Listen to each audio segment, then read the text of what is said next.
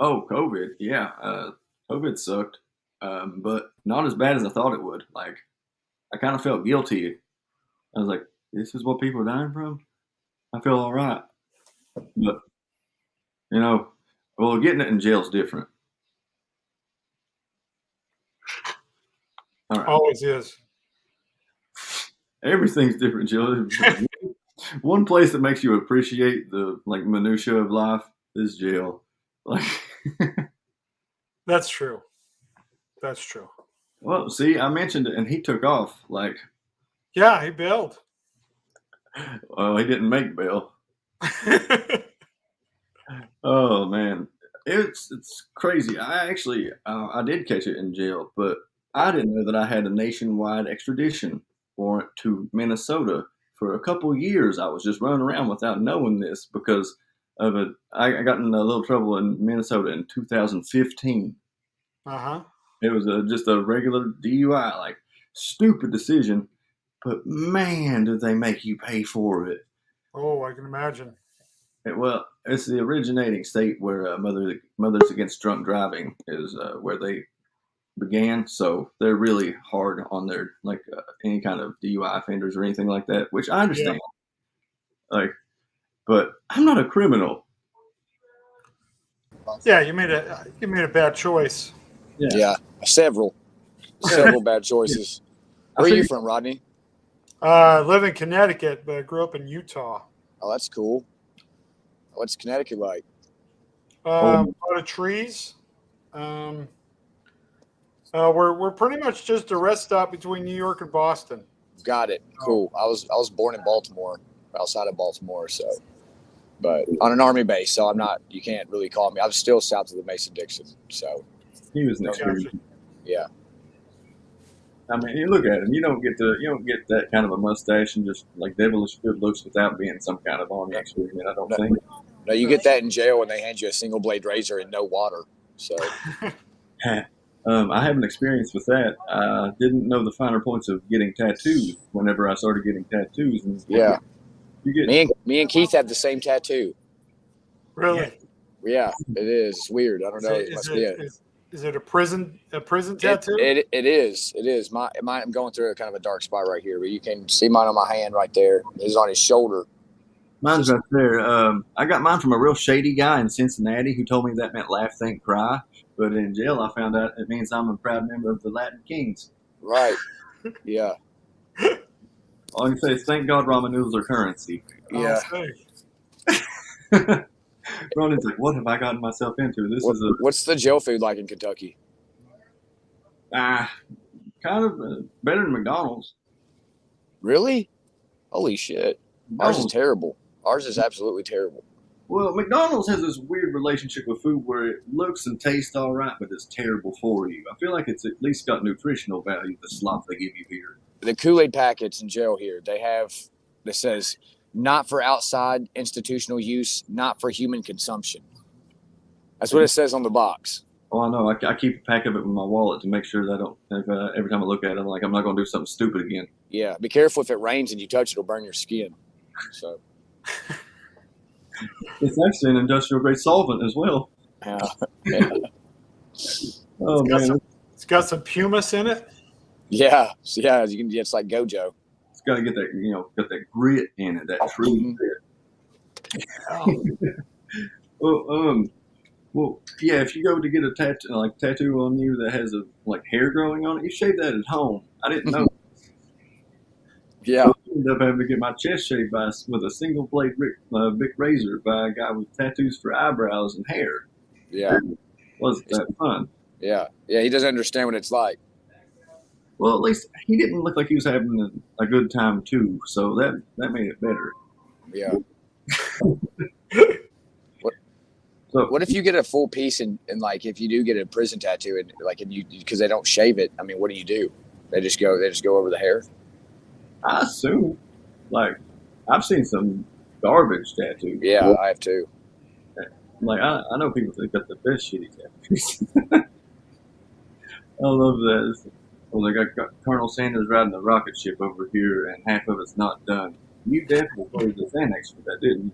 I was in jail with a dude named Justin Barnhill who has "Shut the fuck up" tattooed on his face, right here. Just shut the fuck up. Like I was like, you're gonna deal drugs for the rest of your life. You got to be great interviews. Yeah. Power. Yeah. Well, certainly a conversation starter. Yeah. Or sure. Yeah. Oh man. Well, I was like, how long have you been doing comedy, Rodney? And I saw it said you're a philosopher and a motivational speaker. You're definitely motivational. Like I can definitely attest to that. Like I like to think of myself as a demotivational speaker. My goal isn't to tell you you're a horrible person. Here's how to improve it. My job is to tell you you're fine the way you are. Chill out and enjoy yourself. I love that. I get those vibes from you for sure. Absolutely. It's like you don't have to do better. You don't have to do better. You're doing fine. Yeah, you're doing fine. You don't need to speak 17 languages. Yeah, you're right. You don't. I mean, I can barely speak one. So yeah, we're doing all right. I speak broken English perfectly. Yeah. Well, I mean, that's because we're from the Southeast, but. Yeah, I was talking to Rodney earlier, and I was like, it's amazing how much of the brilliance gets taken out of the words that you say whenever you've got to draw. It's the opposite of the British accent. Like the fact that, like, I used the word dossier one time, and everyone was blown the fuck away, like I'm a monkey that they taught how to draw. You know, like. He's like, can he dress himself too? You got to pose. Yeah. You got one of those word of the day calendar? Yeah. Is that where you got that from? You just trying to work it in? Yeah. Oh, there's my buddy Sean. Says, "Hey, sunshines. There's one sunshine in between. This is a dark cloudy." Yeah. There we go. Yeah, he's a cool dude. Everything's fine. I do a great terrible impression of you, Rodney. I'd love to hear it. Oh, yeah, it could be worse. Come on, That's awful. That's terrible. It's horrible. I love It is. Yeah. It's I put the false in falsetto. There we go. Yeah. Bad impressions are the best impressions. I just show everybody Rodney's videos and say, "This is my autistic granddad," and and they're there for it. They're like, "He's a beautiful person." I know he's great. They're like, he's an artist. Yeah, I went to the doctor whenever I was 24 years old, and they diagnosed me with autism. And I was like, well, that makes sense. Yeah. Let's go from here. Yeah. Which I think it's a blanket term that they just don't like. They apply to people they don't know what to do with. Because so he's antisocial and can draw. We're just going to call him autistic. He can read real well, though. We don't know Yeah. how to use it. Yeah. Well, he doesn't want to, but he can. He's high functioning. Yeah. Yeah, he's great high. Yeah, way high. Yeah. That's why I had to stop doing drugs. He's not high. He's not high functioning. He's functioning high. It's a crazy place out here. You know, that's the thing with drugs. They work. Don't tell anybody that. Yeah, and I don't know how it is, where you're at, Rodney, but like down here, opiates and like especially fentanyl and shit like that it's wreaking havoc on our generation, like terribly. And I mean, look at like Huntington, West Virginia has like one of the highest overdose races like in the country, and it's crazy because there's nothing else there. So I mean, like you take away. I don't really know what it is. I guess they took away a lot of the industry or what it is. But I mean, there's just everybody just either wants to drink or do drugs, and it's kind of terrible. So you have to like find all these weird outlets to make sure you don't fall into that. So it's hopeless. I hope it's not like that up there. I think that's an epidemic nationwide. Yeah, everywhere I go. Yeah, so people feel sorry for themselves. It's really sad. Yeah, it is. I see it as hopeless, and it's the one escape, and it's sad because a lot of people that are the persona non grata, they'll take advantage of that every time. Like, if a company outlaws something, we'll just make an analog of it. Right. Like Keith and I are both recovering addicts, and at two different two different ends of the spectrum or whatever. But it's pretty bad because I mean, once you're in the system, then it's like you have to keep following all these rules to make sure you don't go back to jail. And it's like those external pressures are like huge triggers to keep using, so it's like, that's why it's not getting any better. I don't foresee it getting better anytime soon either. Yeah, I mean, if you're constantly putting somebody under stress and pressure, who've already proven that under stress and pressure, they turn to drugs. Yeah. It's a no-win situation. I mean, it's just you're just going to get more of what you were trying to avoid. Right. Self-fulfilling prophecy. Now, there's a good thing that I saw that you were talking about earlier in one of your videos. It's about how like you have an emotion, you deal with it, you leave it behind. Yeah. Mm-hmm. You respect the emotion. You respect. Yeah. Well, when you experience something, you experience a negative emotion. You get a breakup or somebody close to you dies. Yeah. You want to push that emotion away. You don't want that emotion. Right. You're always trying to fight against it. That's why people end up falling into drugs and stuff because they're trying to get rid of that emotion. And in reality, if you just let yourself feel it and just go through the whole thing, you find yourself your body just goes, okay, we're letting this go, and then you can move on. You'll be richer. But we don't teach people how to do that. We don't teach people. Not only do we not teach them that, but I mean, like toxic positivity, which I believe is a completely real thing. Like, especially now with social media, I mean, like you're not allowed to talk about negative shit anymore. It seems you get outed for being no one wants to see other people being depressed, and everyone also wants other people to think their lives are great. So I mean, like you have like this pressure of always like making your life seem like it's great, so you don't really ever learn how to talk about it, all the bad shit, we alienate ourselves. I mean, I've seen 7 people in the last couple weeks besides playing shows, but I mean, people I know, no one is really around. Uh-oh. Yeah. Well, that's one thing I took upon myself is to kind of mock this whole idea of perfection. I love it. Because I'd see all these guys doing the motivational speeches, that positivity thing. They're perfect bodies. They're tan. They're in a big, huge mansion. They got fancy cars, expensive cars, and they're telling you how to be successful. You can, if you believe it, you can achieve it. Well, all that.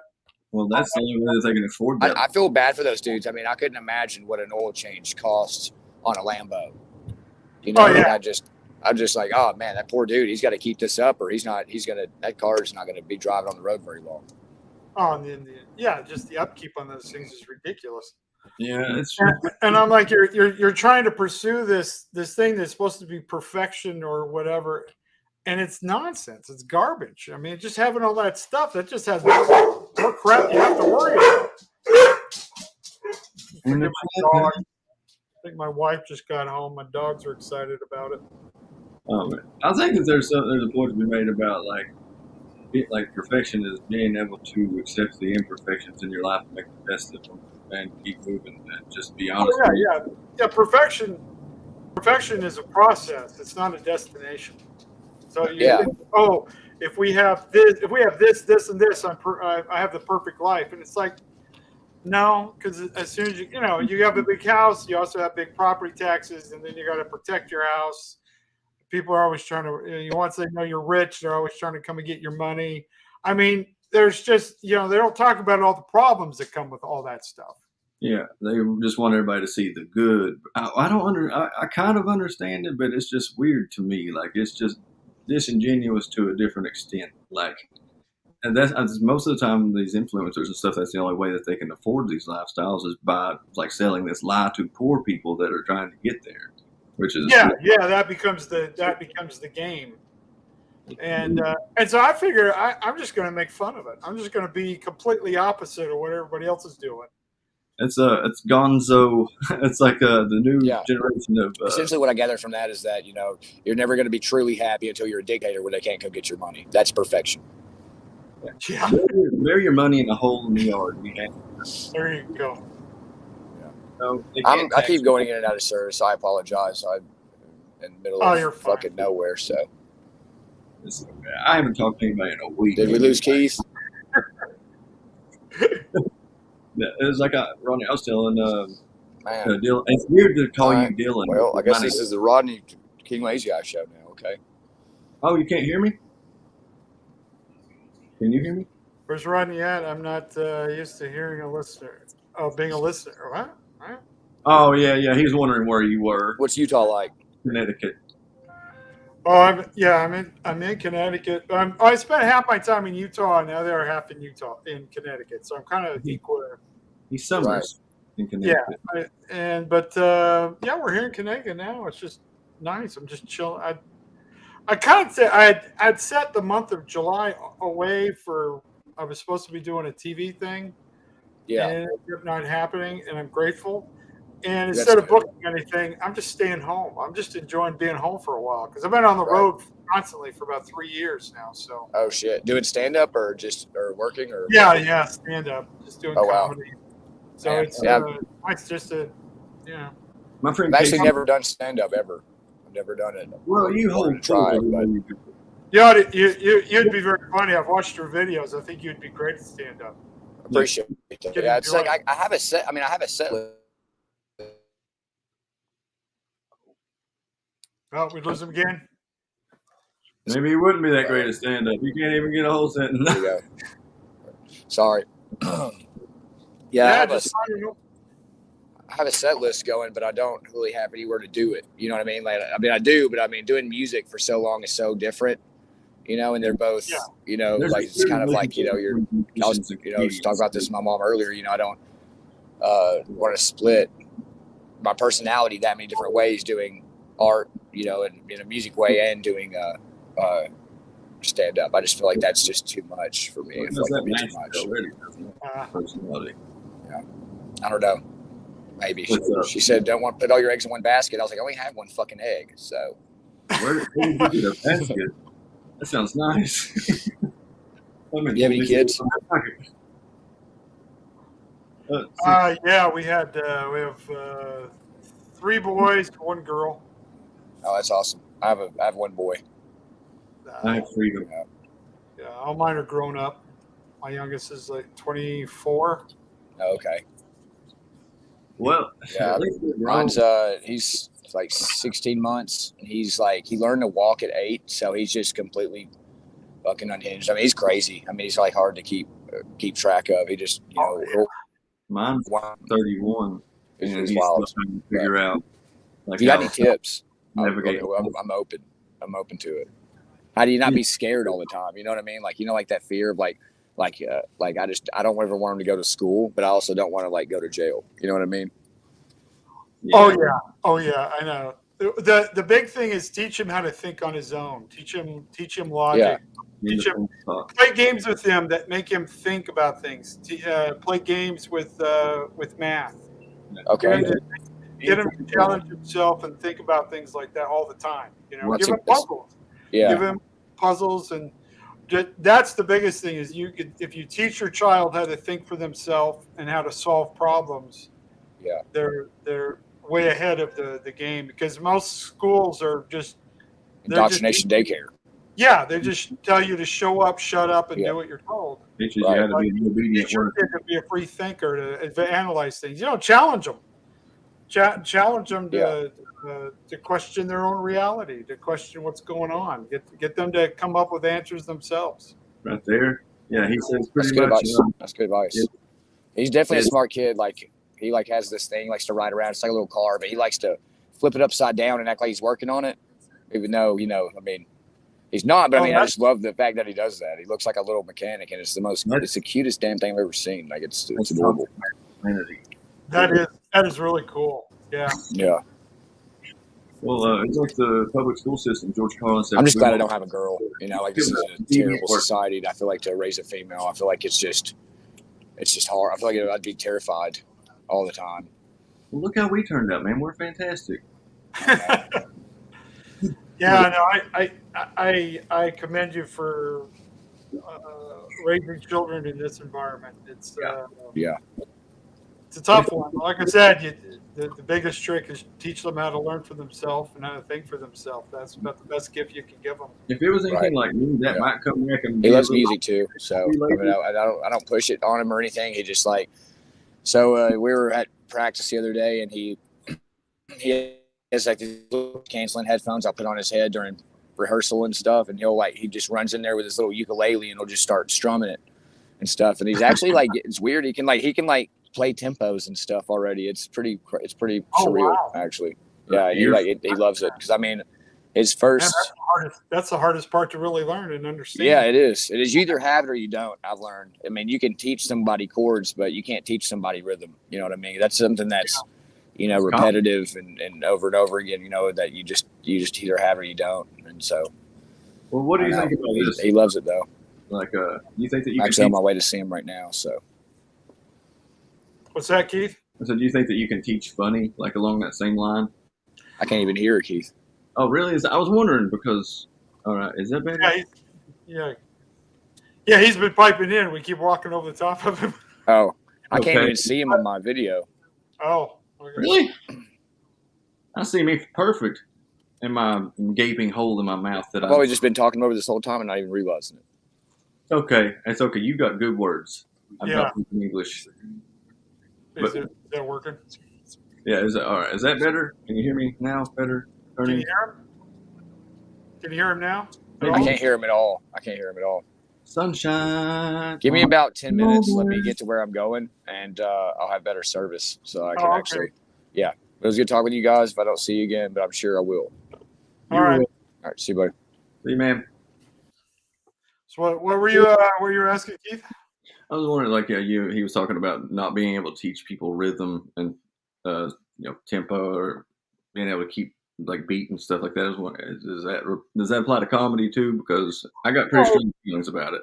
Well, it's like I tell people, I say you can go to a basketball camp and improve your skills as a basketball player, but that doesn't necessarily mean you're going to be the next LeBron James or Michael Jordan. Yeah, there's athletic gifts. Doesn't mean you're going to make the NBA. Right? But you'll play a pickup game, you're going to be better at it. Yeah, well, actually, I've got a little bit of experience with just that. Like I live, we have a pretty decently sized high school, and we made it to the state basketball tournament. And it was different competition there. I got to see what people doing correctly, what I'd been trying to do for years. And so I was like, okay, well, I quit now because this is a mountain I'm never going to be able to attain just genetically. Like. Yeah. You realize no matter how much I practice, there's no way I can. Yeah, I'm still in 6'8". This guy's 6'8" and runs is quicker and more nimble than I am. Yeah, I mean, I didn't know how to play basketball all growing up, and my cousin, him and his friends always used to play next door, and so I would go and annoy the crap out of them. So I tried to play basketball with him, and basketball to me was just, I'm going to jump and jump and jump and jump and just keep jumping.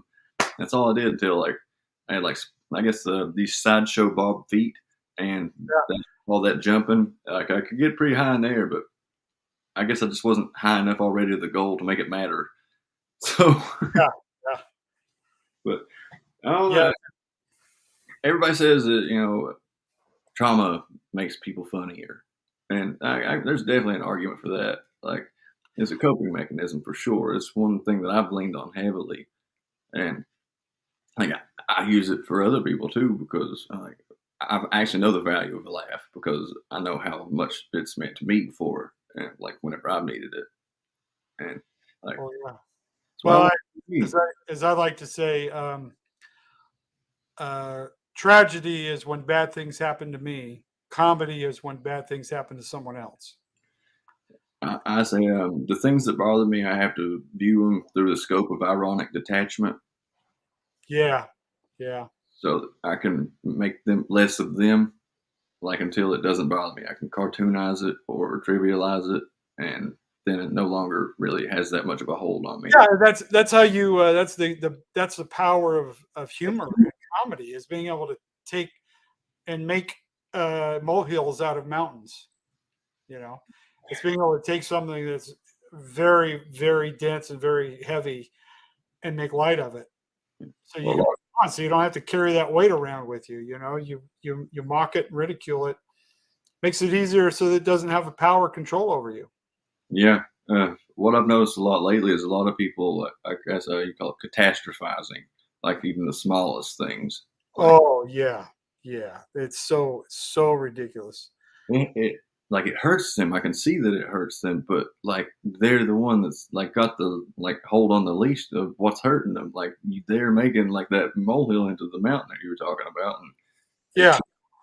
gluttons for self punishment, maybe, or just Well, we've become a victimized society where the person with the most pain and the most, uh, uh, popular.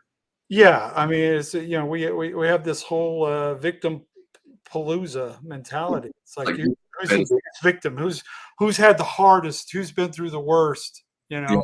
people trying to out trauma each other. How about you go Yeah, write a joke? yeah. It used to be that who was the best to do, who could do the most push-ups, who was tallest. That was now it's who got molested by their uncle. Oh, and Who and it's really rather odd. it's like incentivized like tragedy.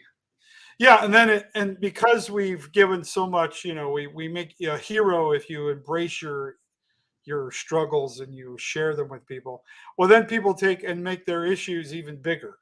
Yeah, Now because there's more, they embellish it even more. So now, what was a little slight, like somebody at school called you a jerk because you were sitting on their coat or something, and now all of a sudden you turned it into this, oh, they hate me and they've got the whole school against me and they speak, and it was like, I mean, we just take the littlest things and turning them into these huge, taking molehills and turning them into mountains.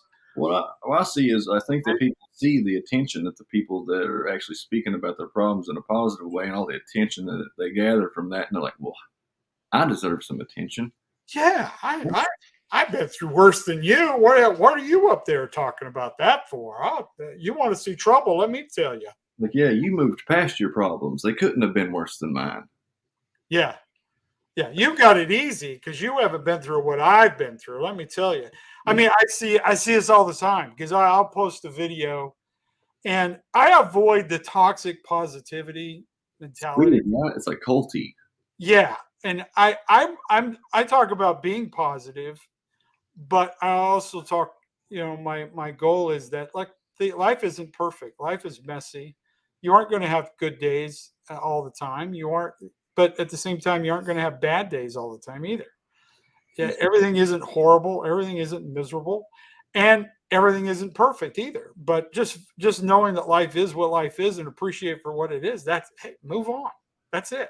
That's such a rare quality to have now to be able to look at things through that kind of a scope. I think because it's taught like on well, I don't know if any kids watch TV, but a lot of kids I know that were raised by iPads, that's how they act. And I call it like the whole generation that was raised by YouTube, the look at me generation. The Yeah. one it's sad, but my iPad was a creek in my backyard, and I turned out. It's just Well, yeah, that's well, I was raised. I mean, I was hardly in the house ever, especially during the summer. I mean, your bedroom was just that you came home to sleep, eat, and then it's take exactly what it was. A and then bed. and then you were gone. I mean, it was just we were just outside all the time. Yeah, looking back, I'm like, did my parents just not want me around? Well, we just didn't want to be in the house. There wasn't anything in there. I mean, we didn't have video games when I was growing up.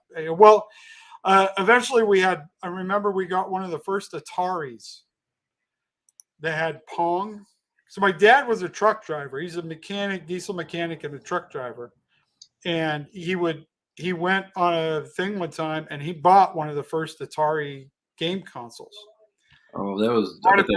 back, and I remember like every kid in the neighborhood would come over and they would just we would play Pong and these different Atari games, and we would have kids there all the time playing this Pong, and it was just I don't know if you've ever seen Pong, but it's literally just I remember Pong is it's back wonderful. little thing bounce back and forth, and you're up here, and then it bounces here, and you're like, Isn't that that kind of kind of stuff. like how something like that simple can captivate the imaginations of so many people for such a long amount of time? Well, and when I was kids, like I said, we didn't have anything like that. So when it finally showed up, it was pretty fascinating. But at the same time, we still wanted to go outside. Yeah, there's the outside because We still wanted to go out and play. I remember like my friends and I used to throw rocks up in the air and just dodge them. Oh, I've done that before too. I mean, let's see who can dodge the rocks. Oh, it's raining rocks. Brilliant kids we were. I mean, but we're definitely tougher for it.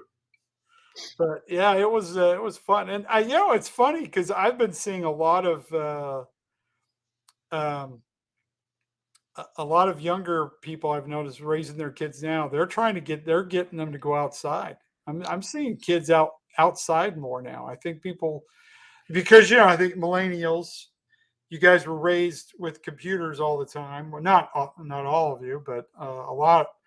Yeah, Just door all the time. That now they've got their own kids. They're like, I don't want them to have the childhood I had because I didn't do anything. I watched YouTube videos and played video games. the pessimist in me wants to really come out and say that maybe they don't even want to be around their kids, so they just send them outside. It could be. But I mean, that was, my generation. We were raised by the boomers, and they were, traditionally they were so focused on themselves that when they had kids, it was just like, yes, the kids were family oriented, the nuclear family, eat dinner together, all that, like be involved in each other's lives somewhat at least, like instead of just having these strangers that live in your house that you had, like that are your children, basically. Well, I mean, I had a lot of friends that's the kind of relationship they have with their parents. They hardly ever saw them. My house was like the haven for all the other neighborhood kids. That's how my family was. That's what we were. We were the place that everybody else came to. Different people have different names for it. I've heard it called the Lion's Den here. And Yeah.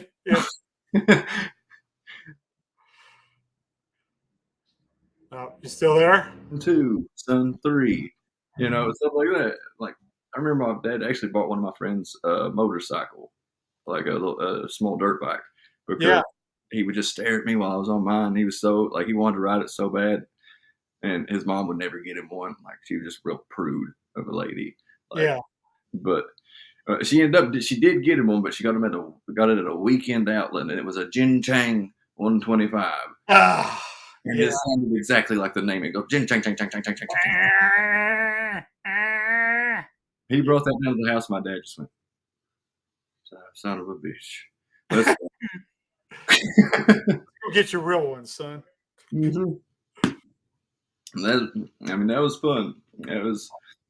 I really, like you said, I never was inside. I was like, contrary to my almost translucent skin now, like I used to like be able to keep a tan pretty well. I've got like a lot of Native American in me, like a lot more than Elizabeth Warren, but I still ain't been brave enough to claim it on any kind of college like entrance. Yeah, that's kind of on that. We had when I was in junior high school, I had a friend who was a Ute in a Navajo Indian. And he was a good friend of mine, and I was hanging out with. I'd go to his house all the time. We'd hang out, and I got talking to his mother one time, and I had mentioned that somewhere in my family history, I had a grandmother who was an Indian, a Native American. This was like 3 or 4 generations, back. I didn't know who she was. I just knew I'd heard stories from my grandmother that you weren't claiming that you guys were like this. Yeah, no, but that I had a great grandmother who was an Apache. My mother's name is Unoka. Unoka, huh? Yeah, it means wind splitter, and I was like, they named you after a fart. That's. But it was funny because I was telling her, Mrs. Wyaskett, I told her about that, and so she met with my grandmother. She knew my grandmother. We lived close, and so she got all the genealogy. And next thing I know, I got put into the Indian placement program. And what it was really cool. Was that every Friday they would go and do culturally significant things.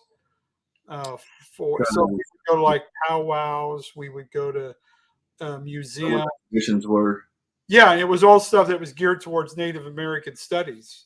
Yeah, trying And, to. and so I had for for 1 year in junior high school, I got out of school every Friday to go on these Excursions. excursions with my friend, and it was really awesome. I learned all about all the different tribes in the area. You know, the Utes, the Navajos, the That's Paiute. cool. Like I kind of did that with co-op in high. Well, my friend was in co-op, and I used to ride out of school in his trunk. So kind of the same. There you go. You know, to each their own. You know, I guess we can like find similarities and even the most different of stories. I'm great at that. Like I don't know what it is. Like I don't like to be disingenuous, but I'm a great bullshitter. Like I can just talk. Like I don't even know where half of the sentences I start are going, but they always end up in some delightful place. It seems like I don't know, Yeah, maybe it's the accent. there's moments where when you're having a conversation, it's like you're as surprised as the other person what you said. Yeah, it's like I don't remember that, but it sounds like it was fun. I don't know where I was going with that either. Stop. Well, oh, how long have I been talking? Did I have a stroke? Do you smell burnt toast? Like, Is there a reason I'm driving this conversation? Because I have no idea where we're going with it. holy crap, my back is hurting. This conversation is heavy to carry. Isn't that the worst thing though? Like whenever, like, have you ever been in a situation where you're forced to be around somebody, like, and just like people outside interests are wanting you to get along with somebody, so they just kind of like put you in a room together and like, hey, get along, know each other. Yeah, I was in the Marine Corps. I had to spend a lot of time with people. I'll do it. That's intimate. You just got to. You just have to say, you know what?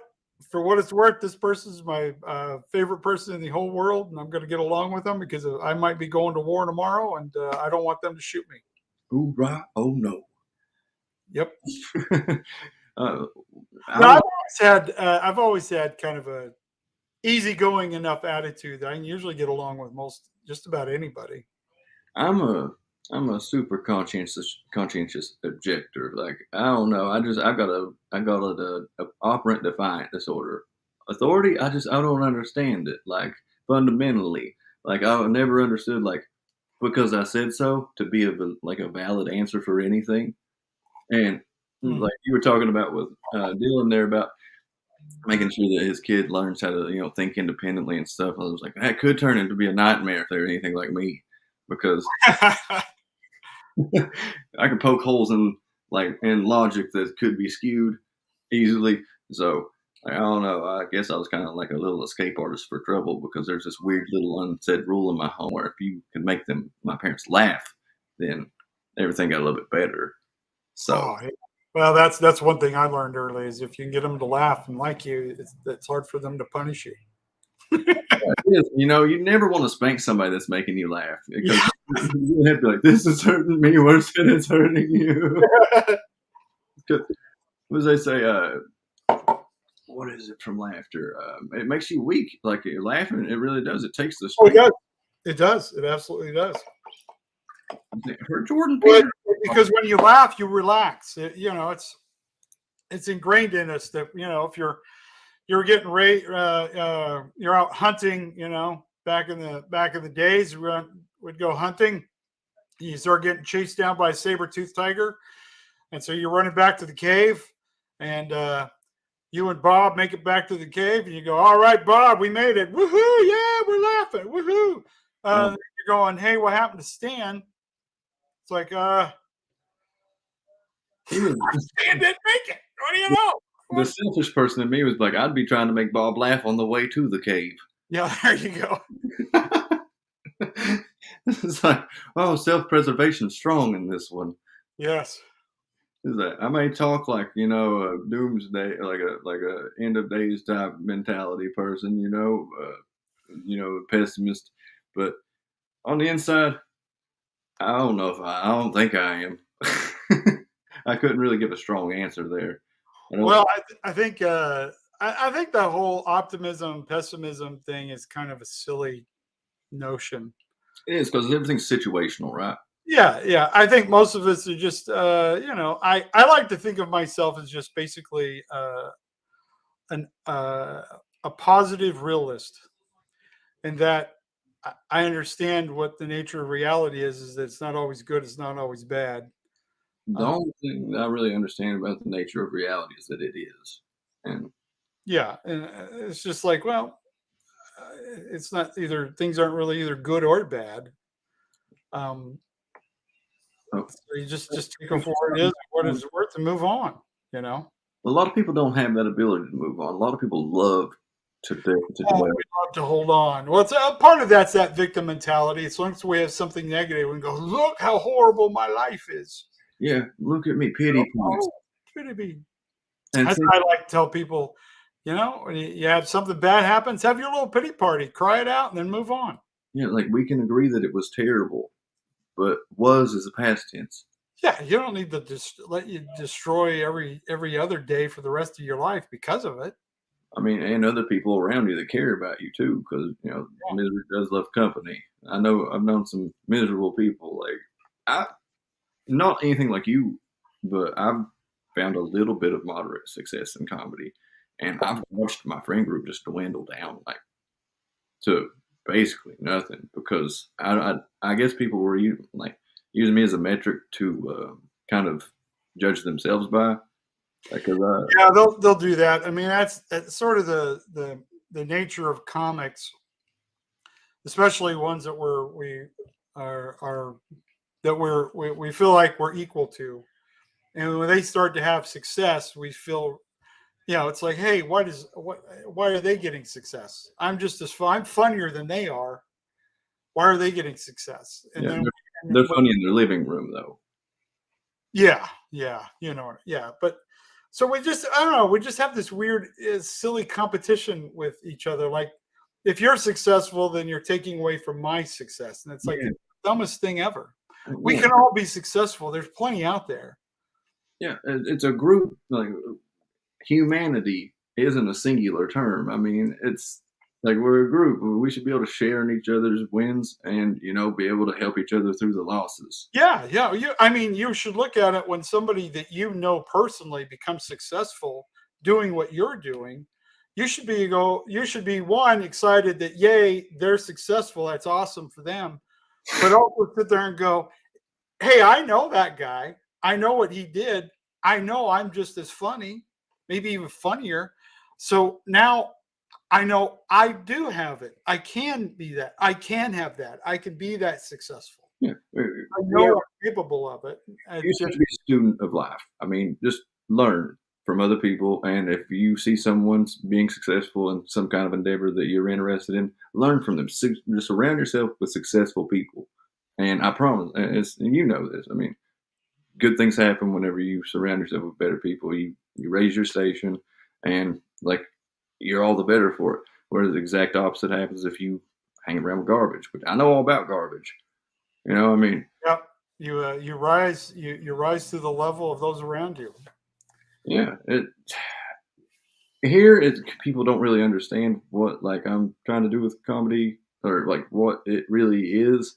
I guess like they like the what is it, the blue collar comedy tour. They're still living that, but I don't really want to do like all redneck jokes and everything like that.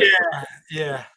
Well, it's to really take it to the upper levels. I mean, to really go to be truly successful, you have to either be the absolute best at what everybody else is doing, or Mhm. you have to be exceptional at what nobody else is doing. It's like Richard Pryor said. I think it was Richard Pryor. He said, "You'll know that you're successful whenever everything before you is inconsequential and everything behind you bears your mark." Yes. And I love that because I watched him do it. Yeah, he did. He redefined the whole genre. I mean, he redefined comedy. He made you forget literally everyone before him and compare everyone after him to him. Nobody prior to or after.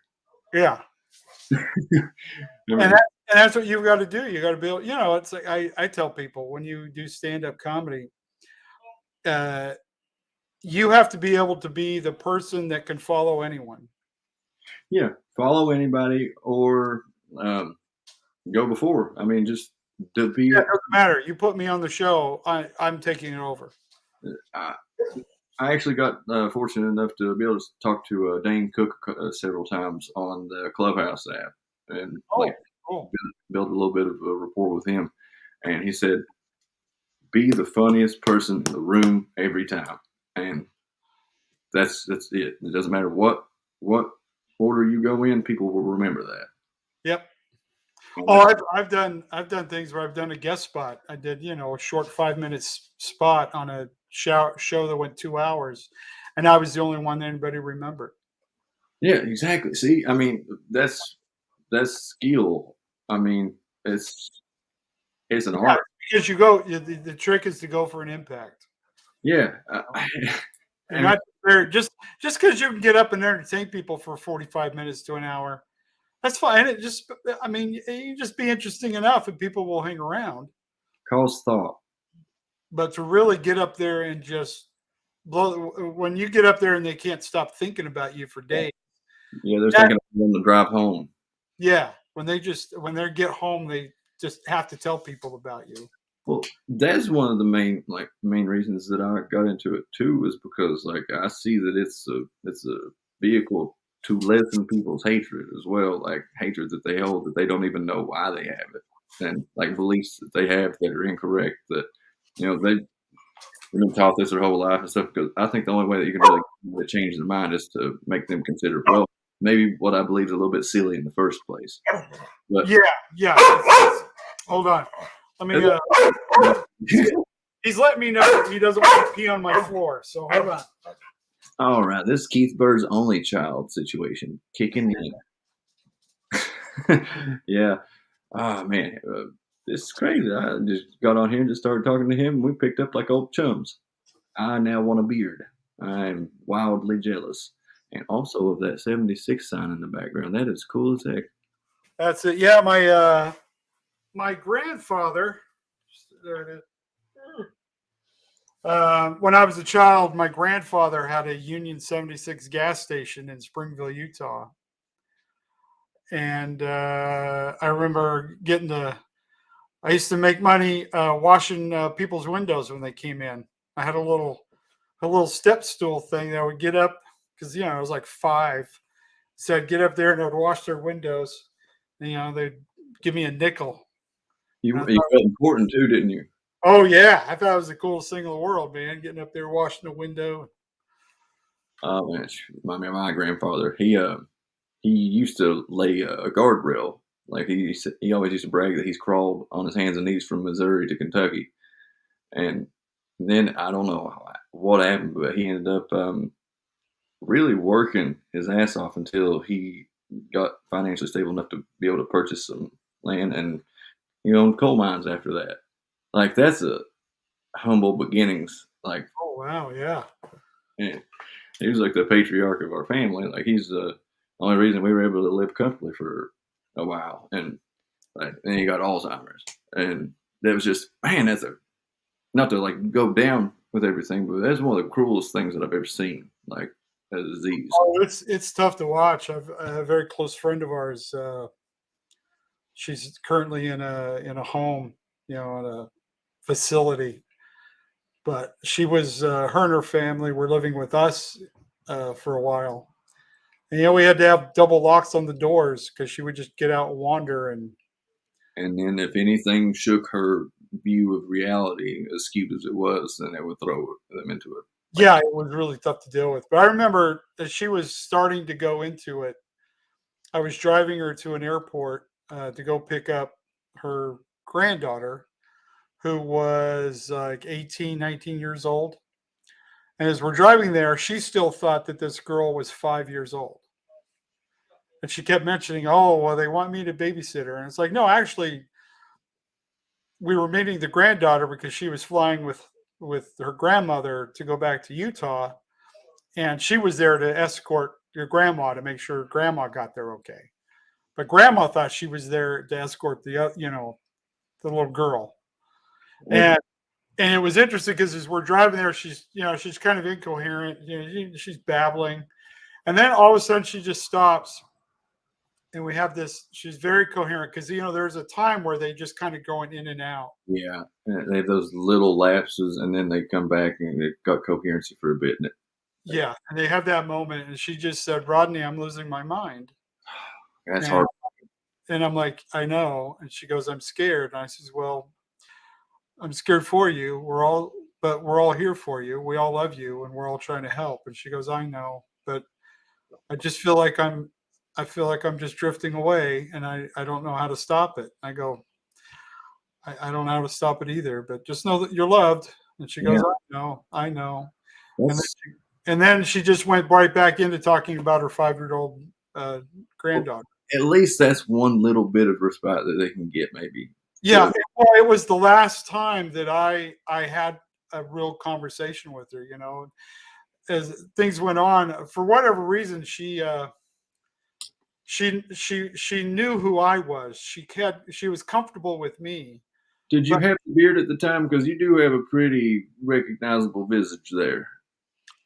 yeah, I did. And when she was really just before we put her in an institution, I would have to constantly have to sit her and calm her down because she's like, these people are keeping me here. They won't let me go.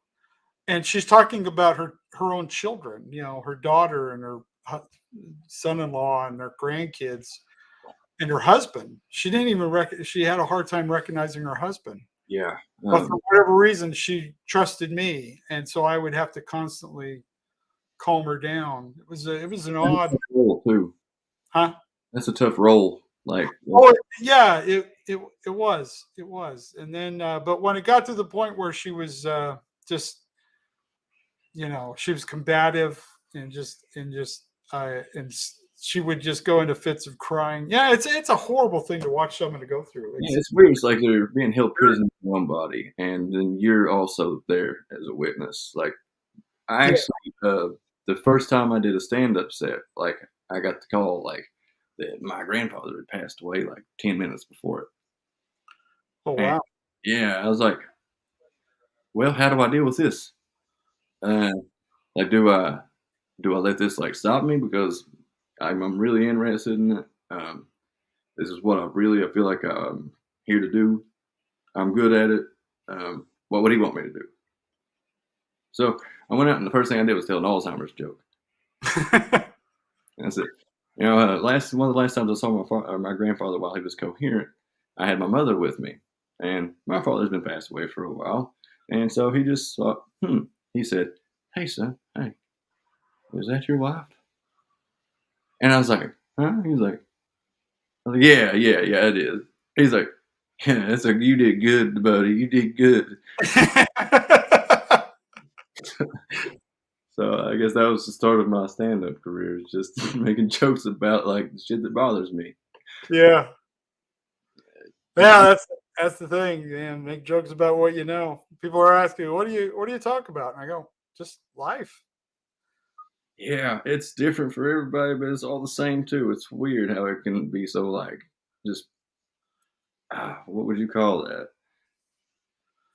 Ever change? I wouldn't call it ever changing. Just everybody experiences everything different. It's Yeah, but we all have a lot of the same. We all go through the same emotions. It might be different things that trigger those emotions, but we all go through the self doubt. We all go through anger. We all have anxieties. We all have all these pressures. We actually all have the same emotions, but we just have different experiences with those emotions. different levels of. Uh, Yeah. And my thing, you've heard people say, "Oh, you got to learn to identify with the audience. You got to connect with the audience." I'm like, no, no. You're never going to do that. You're never going to relate to every single person in that room. That's not. everything in life. But what you do is you become the common denominator in the room. Yeah, It's you're the you focal. bring them into your world. Hmm. You show them around your experience. You bring them into you. That's your job as a comedian. Is That's the you're art. Yeah, that's the art. Is you're building something, and you're taking the people on a tour. So you're a conductor. Yeah, It's and your jokes are the music, and it's you can tell the same joke two different people can tell the same joke and they go completely different ways. And it's just all about. But if something I found that if something works in front of 30 people, it'll work in front of 300. Oh yeah. And like people say, "Oh, that was a bad audience. That was a bad audience." I mean, they can be, but I feel like a lot of that is on the performer as well. Like I don't like to just. I took on upon myself early on was to never blame the audience, because I figure once you blame the audience, what you're saying is, I was fine. Yeah, It was their problem. yeah. But no blame on me. That stops you from progressing and learning. If you every time you have a bad set, you step back and go, okay, what could I have done better? How could have I gotten through to them? Then you'll improve. Then you'll make advancements and you'll get better. But if you're always blaming the audience, well, then you got nothing to learn. You're going to be stuck right where you're at. Yeah, you'll remain there forever because growth isn't supposed to be comfortable, and bombing definitely isn't comfortable. No, it's not, but it's the greatest lesson. I something. mean, if you kill every time, you're never going to change anything. You're never going to, if you never have a bad set, for one, you probably just got a whole lot of hack material or stuff that that you're always confident, it's always going to work. But how about these airplanes? Challenge, huh? But how about these airplanes? How about this airplane food? Oh God, it's awful.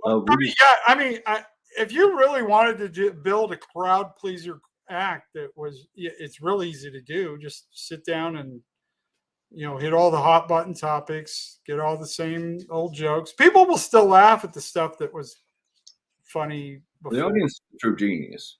I mean, they'll tell you every time what works and what doesn't. And if you listen, then you've got it. I mean, you just have to listen. You have to stick in there long enough to figure out what doesn't work, and just take notes. And they'll build your act for you if you let them.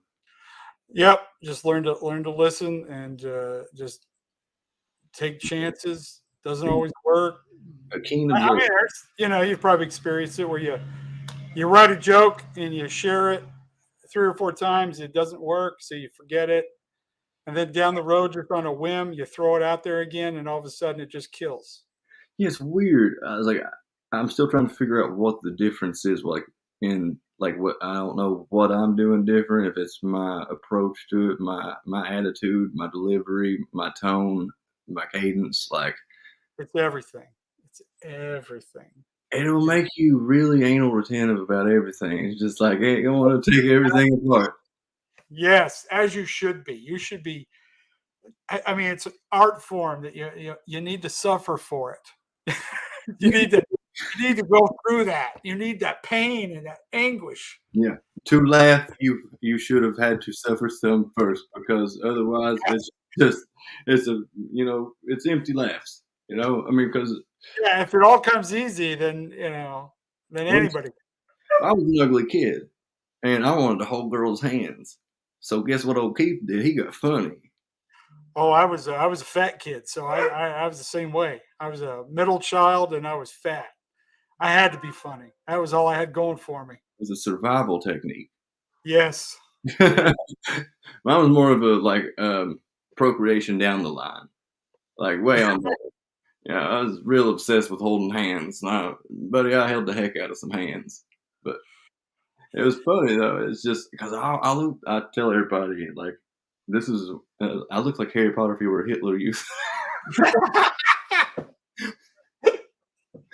They had this platinum blonde hair and these perfect round rim glasses and stuff. It would have been child abuse now.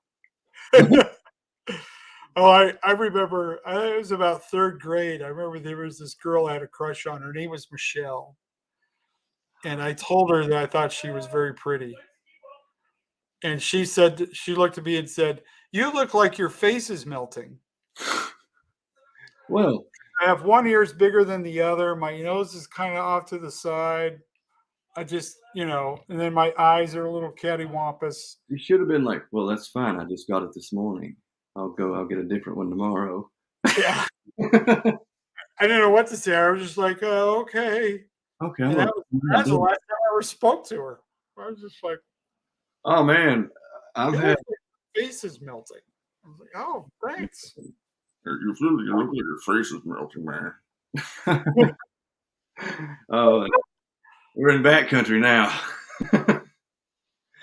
Oh man, I would have loved to have just heard, like, seen some transcripts of conversations between Hunter S. Thompson and Johnny Depp. That's got to be some gold.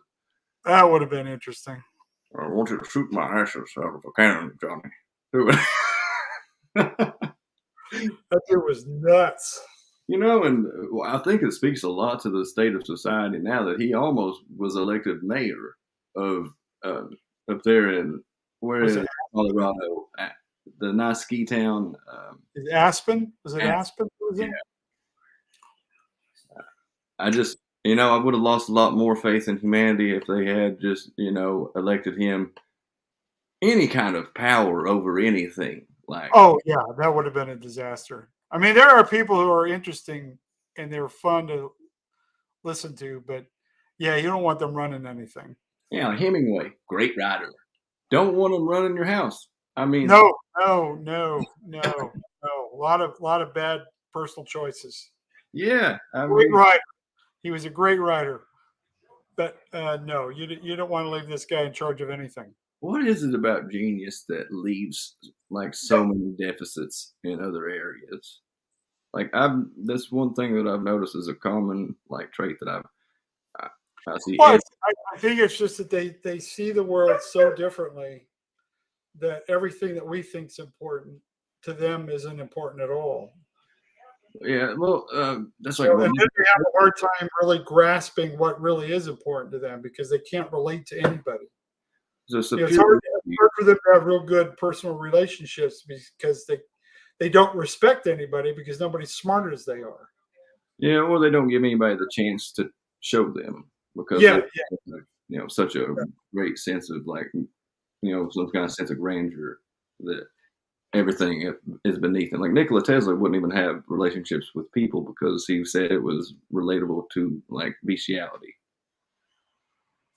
yeah. He was in a different Absolutely, like one strength, but everything else lacks. Everything else is poorly constructed, right? I mean, loose foundation at best. Yeah. He did get along real well with a pigeon, though. I heard like that's really Yeah. pigeons are nothing but winged rats. Oh, how did we get on to? Oh, I don't know. They told me I was gifted in school, and then they tried to send me to some like Pierre's school, like for the gifted. But Dad didn't want to drive me there the whole time. And then I started getting a little rowdy, and they spent the rest of my entire school career trying to send me to alternative school. So I just think you juvenile detention. yeah, they could never catch me doing anything. They hated me, but they loved me. I was like a lovable little scamp, And It's like we know you're doing something wrong, but we're not smart enough to figure out what it is yet. But we know you're up to something. I'm not smart enough to figure out why you can't figure out why you can't figure out. I'm confused. Aren't you the adults? Like you guys are going to charge? Yeah, you're reinforcing this behavior right now. You realize? That goes back to getting out of trouble for making my parents laugh. I found out that it had a wide applicable, Yes. Applicity. Well,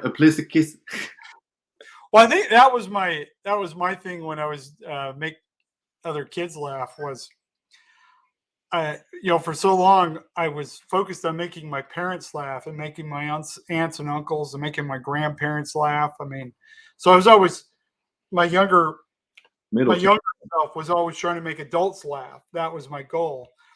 And then going to school, and I would do jokes, and they didn't get them because they didn't understand what I was talking about because they were kids. They didn't get the references. They didn't know who Dean Martin was. So because but to me, I was raised in that. I was just always fascinated things that were older than I was. When you said Dean Martin, I got a whiff of whiskey and cigarette in my nose. There you go. And so it's funny just trying to relate to making kids laugh. That was kids. That was fun. They're the one group of people that make me feel stupid and can make me feel stupid consistently because there's a disconnect between myself and them. I, and I just can't get it because like, I'll be like, and they're like, Well, you know what's really funny about kids? What they think is funniest is when you treat them like they're adults. yeah, I've tried that. If you treat them with you treat them like, we're here to have a good time, kids. They hate it. They don't want to be treated that way. But if you treat them like adults and act that way to there, it's really funny because that's the funniest way. That's how you communicate with children is you talk to them like they're adults. That's funny because And it will blow your mind at how funny these kids can be. they're honest. Is what's funny. Just their blatant honesty, and they don't have the like. They don't have any No filters. tact either. Yeah, I've heard I don't have very good tact. Like I walk in somebody's house, and be like, "That cat piss. I love cats." Yeah. But When you bring that to them, if you're totally honest with them at the same time, it blows their mind and they're fun. it's weird. They want to be adults. We want to be more like kids, and the only people that are happy with their age are 21-year-olds. Pretty much. Everybody under 21 wants to be a little older. Everybody above 21 wants to be a little younger. That's the main. That's the crux right there. Yeah. Or when you think about your perfect self, you usually think about that 21-year-old. That's usually what we do. Yeah, I don't like to dwell on like what could have been very often because it's infuriating to me. One, the potential I've squandered, but like I had fun doing it. So I mean, there's no that. I guess. I mean, I got stories and shit, but can I tell all of them in open forum? No, but But you should, man. That's get out there to live. Get out there and just enjoy yourself. I want other people to enjoy me enjoying myself.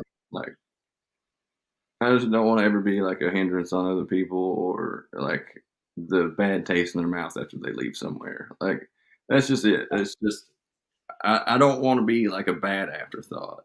Like and Yeah. it's just I don't know. There's a joy that I get from making people laugh, and it's just you can't. There's nothing else that'll take its place. Like, No, there's not. There's nothing. I mean, once I remember the first time I did stand up, I did an open mic. it's power. Oh, I got up there and I did a joke and I got a couple chuckles and it was like, this is it, man.